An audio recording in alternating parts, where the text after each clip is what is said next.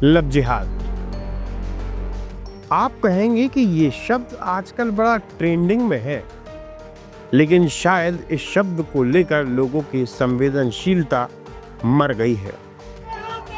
दिल्ली का एक नया मामला आया है जहां पर एक 19 वर्षीय युवती को एक जिहादी उसके घर में घुसकर 5वीं मंजिल से फेंक देता है। देश के अलग अलग कोनों से इस प्रकार के मामले सामने आ रहे हैं।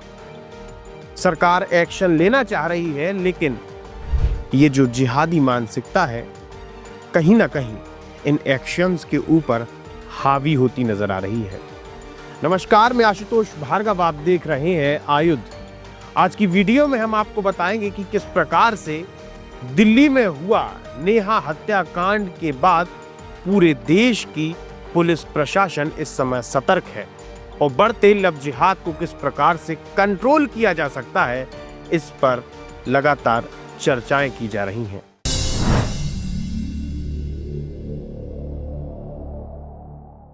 तेईस जून 2025 दिन सोमवार सुबह के लगभग 7:30 बजे का समय हो रहा था। दिल्ली का अशोकनगर क्षेत्र था। नेहा नाम की एक 19 वर्षीय युवती अपने घर पर कपड़े धो रही थी। अचानक से बुर्का पहने एक व्यक्ति, एक जिहादी उसके घर में घुसता है और उसे 5वीं मंजिल पर फोन करके बुलाता है। बुर्का पहने जो शख्स था उसका नाम तौफीक था, जो कि नेहा से पुराना परिचित था। दोनों लोग छत पर मिलते हैं, आपसी विवाद होता है और गुस्से में तौफीक नेहा को 5वीं मंजिल से नीचे फेंक देता है, जिसके बाद उसकी मौत हो जाती है। नेहा का परिवार और तौफीक लगभग 3 सालों से पड़ोसी थे, आमने सामने रहते थे। नेहा के परिवार ने बताया कि तौफीक की 3 साल पहले नेहा और हमारे परिवार से मुलाकात हुई थी। तौफीक पीने का पानी लेने नेहा के घर आता था, जिसके बाद धीरे धीरे कर तौफीक की उसके परिवार के साथ नजदीकियां बढ़ गईं। इसी के साथ नेहा का परिवार ये भी बताता है कि पिछले 3 सालों से नेहा तौफीक को राखी बांध रही है। तौफीक और नेहा के बीच में भाई बहन का रिश्ता था, लेकिन अचानक से आज से 1 महीने पहले तौफीक का कॉल आता है। तौफीक की बात नेहा की मां से होती है कि वो नेहा से प्यार करता है और उससे शादी करना चाहता है, लेकिन नेहा की मां इन सारी बातों से इनकार कर देती है। धर्म, समाज, इन सभी बातों का जिक्र करती हैं और भाई बहन के पवित्र रिश्ते की बात करती हैं, जिसके बाद लगभग 20 दिन तक मामला शांत था। लेकिन तौफीक का फोन नेहा के पास आता था। नेहा का ऑफिस जाना तौफीक को पसंद नहीं था, जिसके चलते विवाद बढ़ा और सोमवार की सुबह तौफीक बुर्का पहनकर नेहा के घर पहुंचता है, नेहा को बुलाता है। तौफीक और नेहा के बीच में विवाद होता है और अचानक से तौफीक नेहा को छत से फेंक देता है, जिसके बाद नेहा तड़पती रहती है, बिलखती रहती है, चीखती रहती है और कुछ घंटों बाद उसकी जान चली जाती है। ये जो लव जिहाद का शब्द है या फिर लव जिहाद की जो घटनाएं हैं, वो देश के अलग अलग कोनों से सुनने और देखने मिल रही हैं। चाहे वो महाराष्ट्र हो, उत्तर प्रदेश हो, उत्तराखंड हो, केरला हो, तमिलनाडु हो, पंजाब हो, हरियाणा हो, कोई भी राज्य इस लव जिहाद के षड्यंत्र से बचा नहीं है, जिसके चलते मध्य प्रदेश में भी लगातार लव जिहाद को लेकर मामले सामने आ रहे हैं।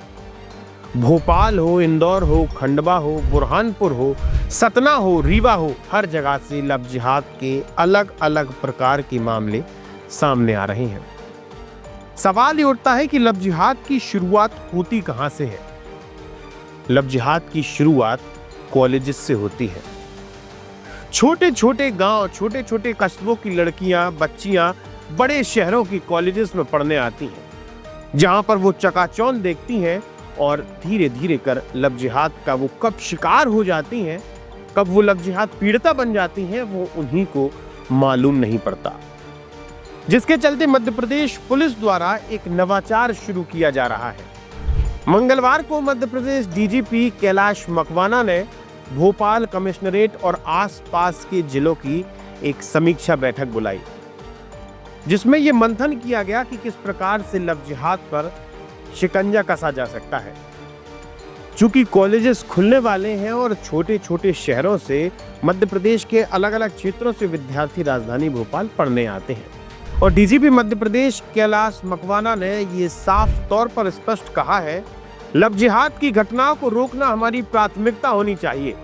आज से लगभग 2 महीने पहले टीआईटी मामला हम सभी के संज्ञान में है, जिसके बाद अब कॉलेजेस खुलने के पहले स्कूल प्रबंधन और कॉलेज प्रबंधन से पुलिस का सीधा समन्वय हो, ताकि किसी भी घटना की सूचना तत्काल पुलिस प्रशासन को लग सके।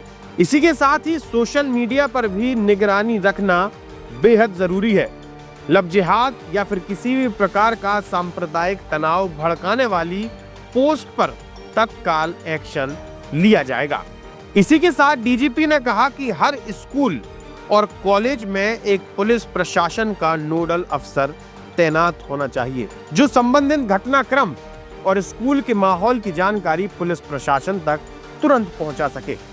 ये निर्देश इस वजह से भी दिए गए कि लगातार मध्य प्रदेश या फिर देश के अलग अलग राज्यों में अपनी असली पहचान छिपाकर हिंदू युवतियों को प्रेम जाल में फंसाया जाता था, फिर उनका शारीरिक शोषण किया जाता था, उन्हें मानसिक प्रताड़ित कर उनका धर्म परिवर्तन करने का प्रयास किया जाता था। अब सवाल यह है कि क्या मध्य प्रदेश पुलिस द्वारा उठाए जाने वाले ये सख्त कदम लव जिहादियों की रीढ़ की हड्डी तोड़ पाएंगे? आप हमारे साथ जुड़े रहिए, देखते रहिए आयुध। आप हमारे चैनल को सब्सक्राइब कर सकते हैं। हम फेसबुक, इंस्टा, यूट्यूब, ट्विटर हर जगह मौजूद हैं। आपका बहुत बहुत धन्यवाद। लगातार जुड़े रहने के लिए आयुध को सब्सक्राइब जरूर करें।